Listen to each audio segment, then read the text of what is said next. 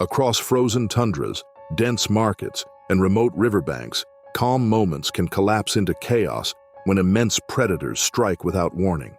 Camps are shredded, lives upended, and survival hinges on desperate instinct. From a family tragedy in Svalbard's Arctic wilderness to a research camp ambush in Peru's misty Andes, each story grows darker. In this video, we'll uncover 6 chilling encounters that remain unforgettable.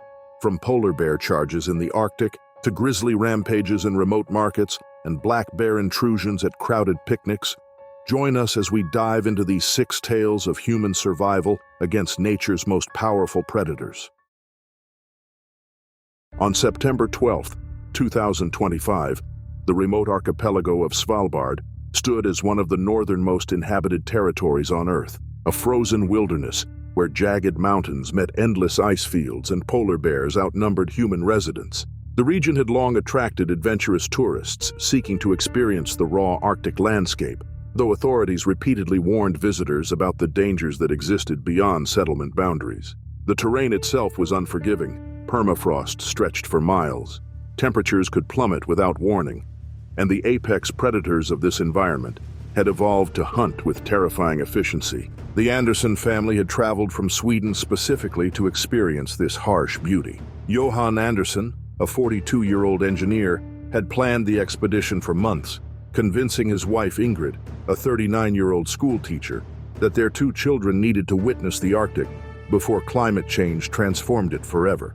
Their son, Matthias, 14, had been reluctant to leave his friends for a week in the frozen north, while their daughter, 12-year-old Elsa, had filled notebooks with sketches of polar bears she hoped to photograph from a safe distance. The family hired Lars Eriksson, a seasoned guide with 17 years of Arctic experience, believing his expertise would keep them safe. The morning of September 12th began with deceptive calm. The group departed their base camp shortly after dawn, trekking across windswept tundra where occasional patches of moss broke through snow-covered ground. Lars led them along a valley route he had traversed countless times, carrying a rifle slung across his back and several flares attached to his belt. The family followed in single file, their boots crunching through ice crystals that sparkled under pale sunlight. Johan paused frequently to point out geological formations to Matthias, while Ingrid helped Elsa identify Arctic wildlife tracks pressed into the frozen earth. By midday, they had covered nearly 8 kilometers and stopped near a cluster of boulders to rest and eat lunch. The family unpacked sandwiches and thermoses of hot soup, their voices carrying across the empty landscape as they discussed the morning's discoveries. Lars stood apart, scanning the horizon with binoculars, a habit born from years of vigilance in a place where danger could appear without warning. The wind had picked up slightly, carrying scents across the tundra in unpredictable patterns. What happened next unfolded with horrifying speed. Lars spotted movement first, a massive shape cresting a snow ridge roughly 200 meters away. His stomach dropped as he recognized the distinctive outline of a male polar bear, easily 400 kilograms of muscle and predatory intent. Before he could sound a warning, the bear had locked onto their position and began charging, its powerful legs propelling it across the snow at terrifying velocity. Johan reacted on instinct, pushing both children behind a low snowdrift while motioning for Ingrid to move away. The bear closed the distance in seconds, its black eyes fixed on the group with single-minded focus. Johan barely had time to raise his arms defensively before the predator slammed into him with bone-crushing force, massive paws pinning him to the frozen ground. The bear's jaws clamped down on his shoulder and neck, shaking violently as his body went still almost immediately. Ingrid fumbled for the flare gun in her backpack, her hands shaking as she tried to load it, but the bear pivoted with shocking agility. One enormous paw struck across her torso, its claws tearing through her jacket and the flesh beneath. She fell sideways, blood spreading across white snow in vivid crimson patterns. The children's cries echoed off distant mountains as they tried to scramble away from the chaos. The bear turned toward Matthias and Elsa with methodical determination. Matthias attempted to shield his younger sister, but the predator's size and strength made resistance futile. Within moments, both children were motionless in the snow, the attack leaving no chance of survival. The entire event lasted perhaps 90 seconds from first contact to silence. Lars had been thrown clear during the bear's initial charge, landing hard against frozen ground 20 meters away. His rifle had slipped from his grip during the fall, sliding across the ice beyond immediate reach. He watched in paralyzed horror as the scene unfolded, every instinct urging him to intervene, while his training told him that doing so would only add another victim. The bear, having eliminated all movement, began investigating the scattered gear and food supplies, occasionally returning to the bodies with territorial focus. After several agonizing minutes, the bear finally wandered away from the site, disappearing beyond another ridge with the same casual power it had displayed upon arrival. Lars retrieved his rifle with trembling hands and approached the aftermath on unsteady legs. All 4 members of the Anderson family lay still, their bodies bearing wounds that left no doubt about their fate. Tents had been shredded, backpacks torn open, and supplies scattered across blood-stained snow in chaotic patterns. Lars activated his emergency beacon with numb fingers, his voice barely functional as he reported the catastrophe to authorities. Rescue helicopters arrived within 2 hours, but there was nothing left to save, only bodies to recover, and a guide left traumatized by what he had witnessed. The subsequent investigation concluded that the bear had likely been drawn by food scents carried on shifting winds, and that once it had decided to attack, no human intervention could have changed the outcome. The animal was never located despite aerial searches. The Anderson family tragedy served as a grim reminder that the Arctic wilderness operates by rules far older and more unforgiving than human understanding, and that even the most experienced preparation offers no guarantee against the raw, unpredictable power of nature's apex predators.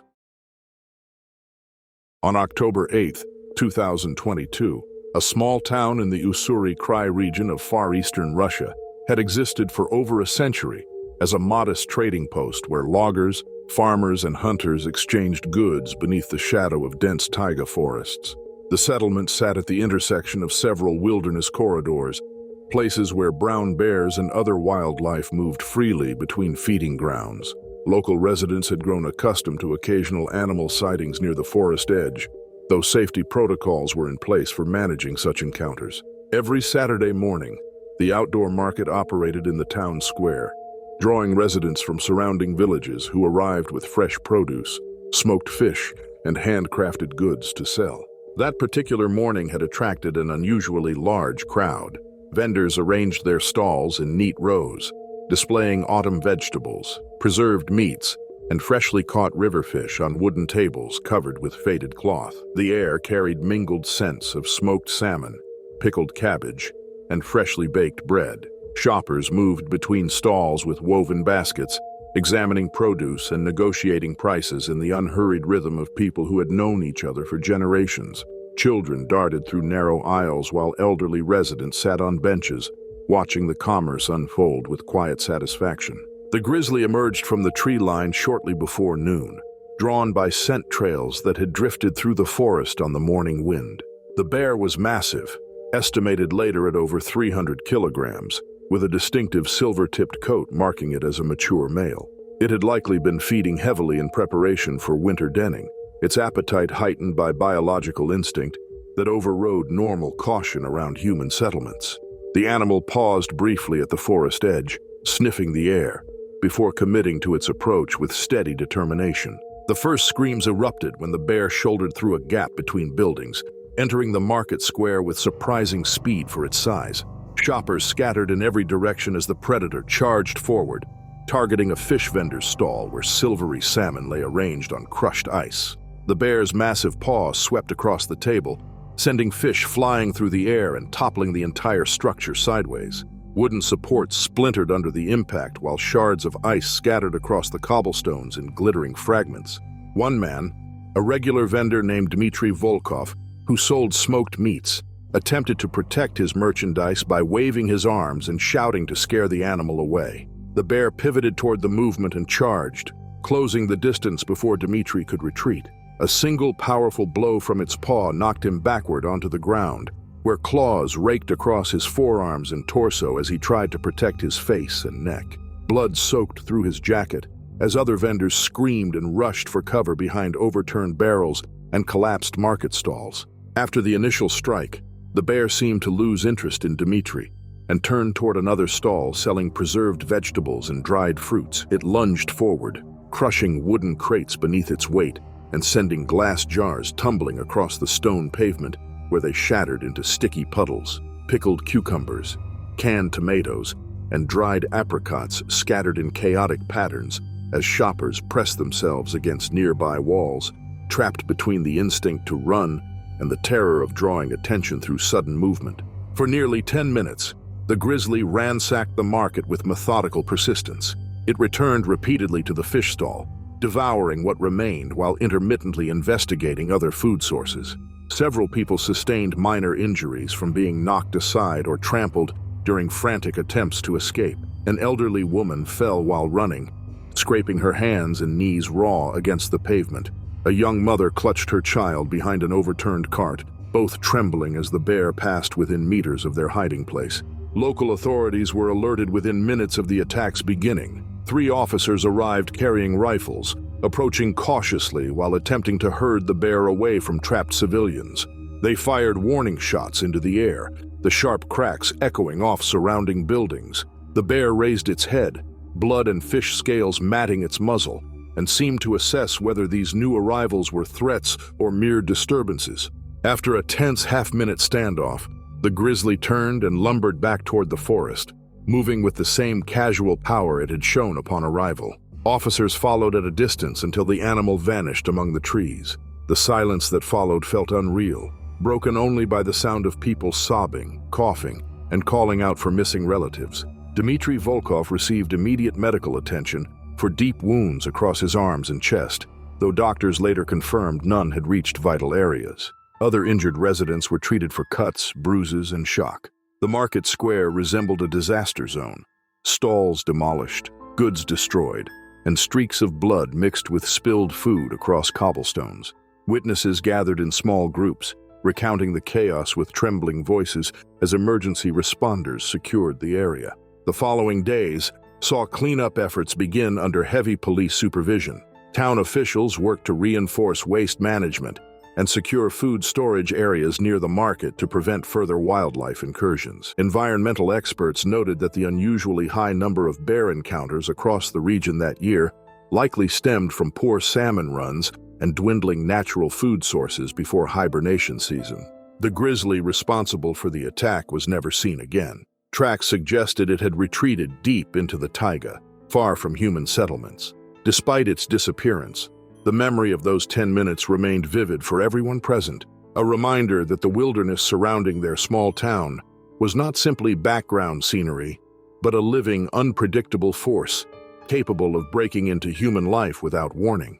The incident reinforced what locals had always known, but sometimes forgot, that even after a century of coexistence, the border between civilization and the wild remained thin and fragile. The market reopened several weeks later, rebuilt and reorganized with new safety measures in place. Yet for many residents, the sound of a breaking jar or a startled shout would forever bring back the memory of that day, the moment when the quiet rhythm of their community was shattered by the raw and unstoppable power of nature.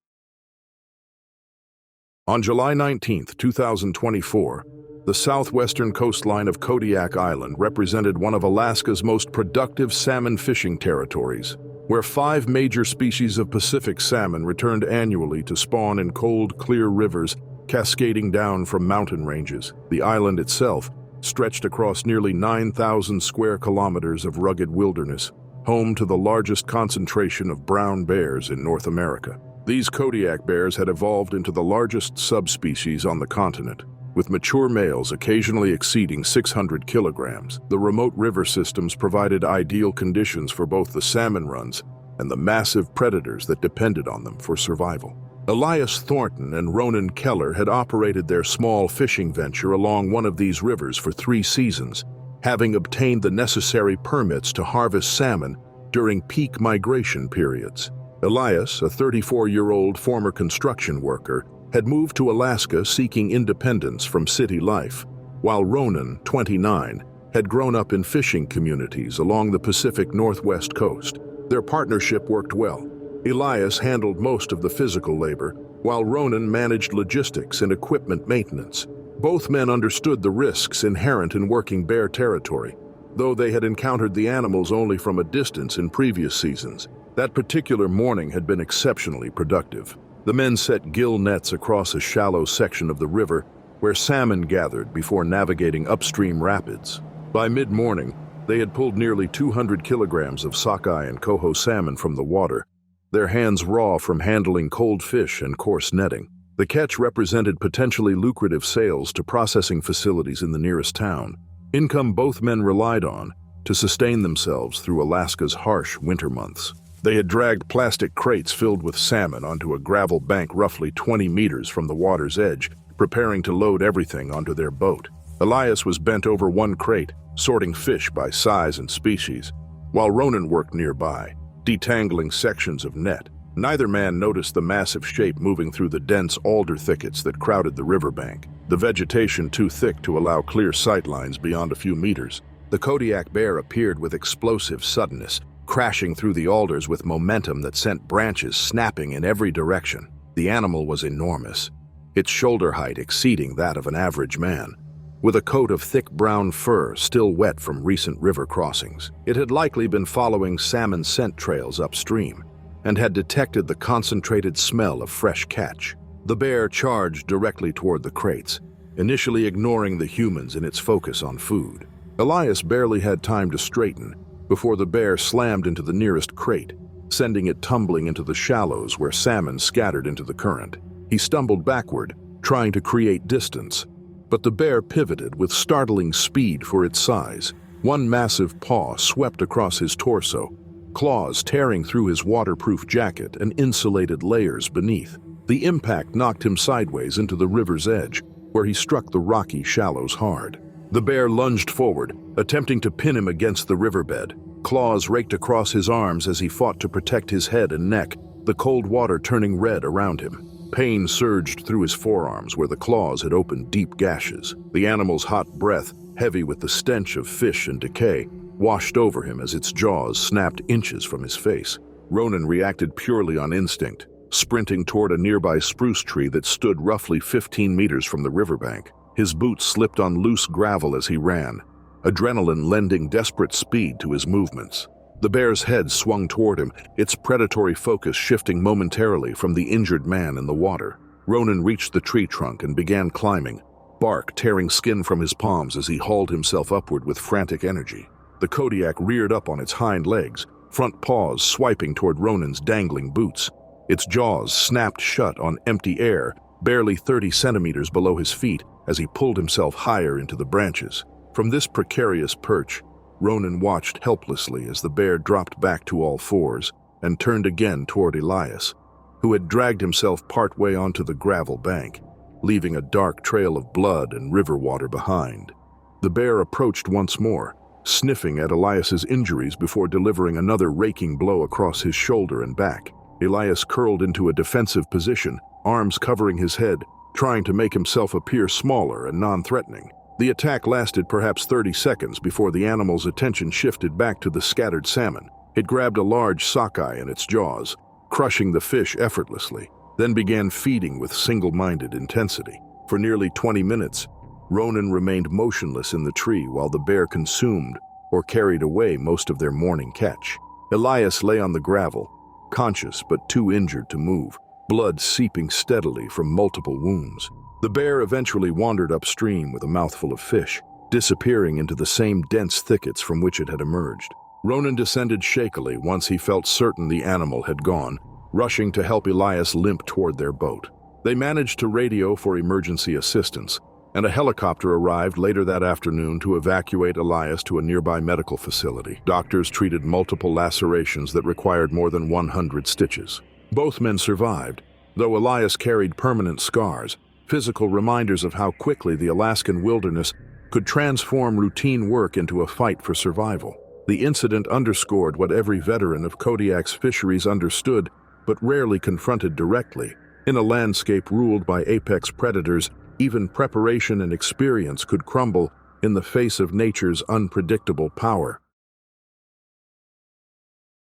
On April 10, 2024, The interior wilderness of Alaska stretched across millions of acres of untamed backcountry, where mountain ranges gave way to valleys filled with spruce and birch forests that provided ideal denning habitat for grizzly bears. Spring marked a particularly dangerous period in these regions, as bears emerged from winter hibernation with depleted fat reserves and heightened aggression, especially females protecting newborn cubs. The remote areas attracted extreme adventurers and wildlife photographers seeking dramatic encounters with apex predators, though wildlife authorities repeatedly warned against approaching denning sites. The terrain itself presented challenges: steep slopes covered with loose scree, dense vegetation that obscured visibility, and unpredictable weather that could strand unprepared visitors. Jackson Moore had built a modest online following, documenting dangerous wildlife encounters across North America. The 31-year-old thrill-seeker from Colorado had previously filmed himself swimming near alligators in southern wetlands, tracking mountain lions in desert canyons, and camping in territories frequented by wolf packs. His social media profiles showcased increasingly risky behavior, each post designed to generate views and validation from audiences craving vicarious adventure. Friends and family had expressed concern about his escalating stunts, but Jackson dismissed their warnings as overly cautious reactions from people who failed to understand his sense of calculated risk. He had arrived in Alaska 3 days earlier, having researched grizzly denning patterns through online forums and wildlife databases. Local guides refused to assist him after learning his intentions, explaining that approaching active dens violated both ethical standards and basic survival sense.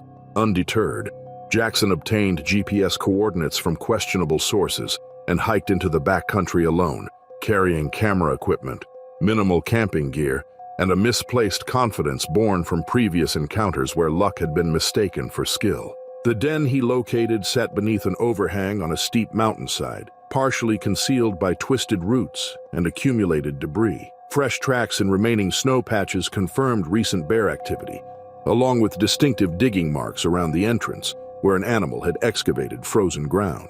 Jackson approached carefully, his camera mounted on a stabilizing rig, designed to capture smooth footage during movement.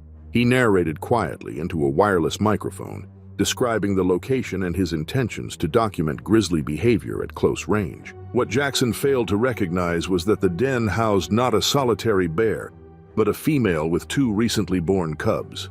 Mother grizzlies defending offspring represent some of the most dangerous wildlife encounters in North America, their protective instincts overriding any inclination toward avoidance. The female had detected his approach through scent and sound long before he reached the den entrance, her massive body tensing in the darkness as she prepared to eliminate the perceived threat to her young. Jackson had closed to within approximately 20 feet of the den opening when the female erupted outward with a roar that echoed across the mountainside. The bear moved with terrifying speed despite her size, closing the distance before Jackson could react. His camera rig tumbled from his hands as he instinctively raised his arms in a futile attempt to shield himself. The grizzly's first blow struck his legs, claws tearing through his hiking pants and opening deep gashes across his thighs. The impact knocked him backward into a cluster of sharp rocks that jutted from the slope. The bear lunged forward, massive jaws snapping near his face as he scrambled across loose gravel. His backpack absorbed much of the next strike, shoulder straps shredding as claws ripped through fabric and destroyed the expensive equipment inside. Jackson felt searing pain along his ribs, where one claw had penetrated his jacket, opening a shallow wound. The female circled him with deliberate aggression, blocking any route of escape down the mountain, while periodically lunging to deliver additional blows. In a surge of panic, Jackson spotted a fallen spruce tree roughly 10 meters downslope, its dead trunk angled against the mountain at about 45 degrees. He launched himself toward it, half running and half sliding across unstable ground. The grizzly pursued immediately, her breath hot against his back as he reached the log and hauled himself upward with desperate effort. Claws grazed his forearms, opening shallow cuts that burned as adrenaline surged through his body. From his precarious position clinging to the fallen tree, Jackson found himself suspended roughly 2 meters above the ground. The bear reared up on her hind legs, front paws striking the trunk and causing the entire structure to tremble. Her jaws snapped repeatedly, missing his boots by mere centimeters as he pulled his legs higher, The roars that filled the air carried a raw, visceral fury, a sound of instinctive rage that left no doubt of her determination. For nearly 10 minutes, the standoff continued. The female periodically dropped to all fours, circling the fallen tree while keeping her eyes locked on Jackson's position. She would then rear up again, attempting to reach him through sheer force and persistence. His arms trembled from exhaustion, his grip on the rough bark beginning to fail. Blood from his wounds dripped onto the ground below, and his thoughts blurred as pain and fear threatened to overwhelm him. The bear finally retreated when faint squealing sounds emerged from the den, her cubs calling for their mother. The female dropped to the ground, fixed Jackson with a final warning stare, then lumbered back toward the den entrance. She disappeared inside, leaving Jackson shaking uncontrollably on his perch. He waited another 20 minutes before daring to move, then climbed down and limped away from the site as quickly as his injured legs would carry him. The hike back to the nearest trailhead took 6 agonizing hours.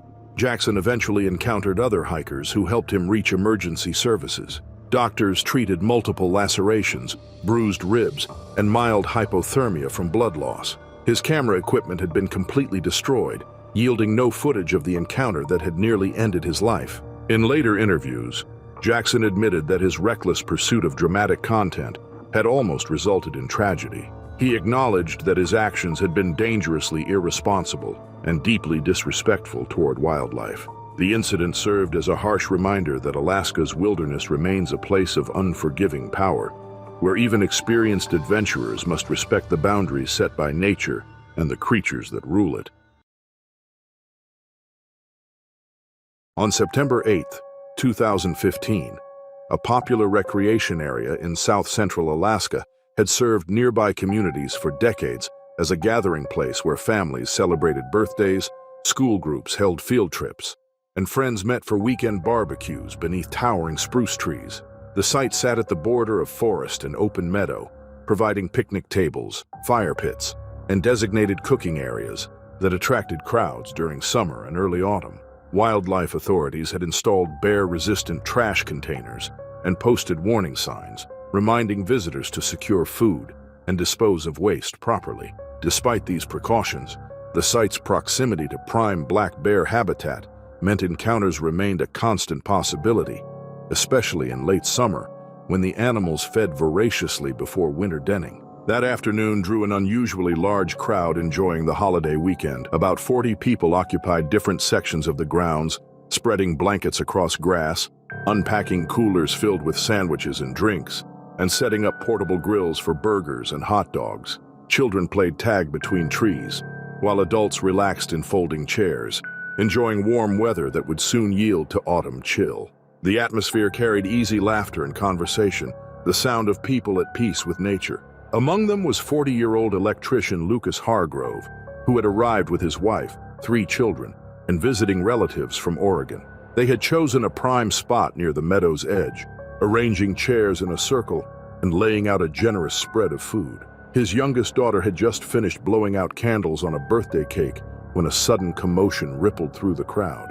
A black bear had emerged from the forest roughly 50 meters away, drawn by the scent trails that had accumulated throughout the day, despite visitors' efforts at tidiness. Some families had left trash in regular bins instead of secure containers, and bits of food under picnic tables had created a powerful lure the bear had followed straight into the open. The animal was large, estimated later at around 150 kilograms, with a glossy coat that signaled good health and a summer of successful foraging. The crowd's reactions varied wildly. Some parents grabbed their children and backed away slowly, following recommended safety practices. Others moved forward with phones raised, hoping for close-up photos. A few began shouting and waving their arms in an attempt to scare the bear off. The conflicting actions produced confusion that only heightened the animal's agitation. Without warning, the bear charged toward a cluster of picnic tables where food had been left unattended. It overturned a cooler with one swipe, scattering ice and cans across the grass. Sandwiches, fruit, and packaged snacks spilled onto the ground as the bear began feeding, momentarily ignoring the screams around it. Focused entirely on food, the animal had lost its natural caution, a state that made it far more dangerous. Lucas made a critical mistake when he tried to protect his family's supplies. Acting on impulse, he threw a half-empty water bottle at the bear, the plastic striking its shoulder. The bear's head snapped toward him instantly, its brief tolerance replaced by aggression. In seconds, it was sprinting across the meadow. The impact knocked Lucas backward. The bear's claws tore through his shirt and across his shoulder and side, opening deep gashes. Pain flared as he tried to roll away, shielding his face and torso, while his family fled in terror. His wife pulled their children toward the parking area as shouts and panic erupted across the grounds. Dozens of visitors scattered, leaving belongings behind. Children cried as parents dragged them to vehicles. After several tense seconds, the bear released Lucas, apparently deciding he no longer posed a threat. It returned to the spilled food, shoving its snout into overturned bags and pawing through containers. For several minutes, the bear moved methodically between picnic sites, tearing open coolers and backpacks, while terrified people took shelter behind cars or near the restroom building. It ripped apart a backpack, scattering gear across the grass, then lunged at another table where a small radio still played music. The device went flying as the bear swatted it aside. Park rangers arrived about 8 minutes after the first emergency call. They approached cautiously in their vehicle, radioing for backup. 2 rangers exited with rifles ready and fired warning shots into the air while advancing slowly. The sharp cracks echoed across the meadow, snapping the bear's attention away from the food. It lifted its head, bits of sandwich still visible in its jaws, and studied the new arrivals. After a half-minute standoff, the bear turned toward the forest. It moved away with unhurried confidence, glancing back once at the chaos before disappearing into the trees. The rangers held their ground, then quickly began assisting the injured and securing the site. Lucas was treated for deep lacerations across his shoulder, side, and upper arm. Paramedics applied pressure bandages to control bleeding before airlifting him to a nearby hospital, where doctors cleaned and stitched his wounds. Several other visitors sustained minor injuries during the frantic evacuation: twisted ankles, bruises, and scrapes from falling or colliding with picnic benches. Authorities closed the recreation area for 3 days, while officials investigated and removed leftover food and waste. Lucas eventually recovered from his injuries, but later admitted that throwing an object at the bear had been a reckless decision. He acknowledged that his instinct to defend family property nearly led to disaster. Wildlife officials used the event to stress an essential point. Even normally timid black bears can become unpredictable when drawn to human food sources, and what begins as a peaceful afternoon outdoors can turn dangerous in moments. On September 3, 2020, the remote Andean highlands of southern Colombia supported small-scale coffee research operations that had existed for generations, where agronomists and botanists studied cultivation techniques at elevations exceeding 2,500 meters above sea level. The mountainous terrain consisted of steep slopes covered in cloud forest, where persistent mist created ideal conditions for shade-grown coffee and provided habitat for South America's only bear species. Spectacled bears, named for the distinctive facial markings resembling eyeglasses, typically avoided human contact and fed primarily on vegetation. However, they possessed remarkable strength and could become aggressive when food-stressed or startled. The region's isolation meant that researchers often worked for weeks without encountering other humans, establishing temporary camps that served as both living quarters and field laboratories. Ana Morales and Javier Ruiz had arrived at their research site 5 days earlier, tasked with collecting data on coffee plant disease resistance at high altitude. Ana, a 33-year-old botanist from Bogota, had spent her career studying adaptive mechanisms in tropical crops, while Javier, 28, specialized in soil chemistry and nutrient cycling. The university-funded project required them to establish a base camp where they could process samples, record observations, and store equipment between daily treks to various study plots scattered across the mountainside.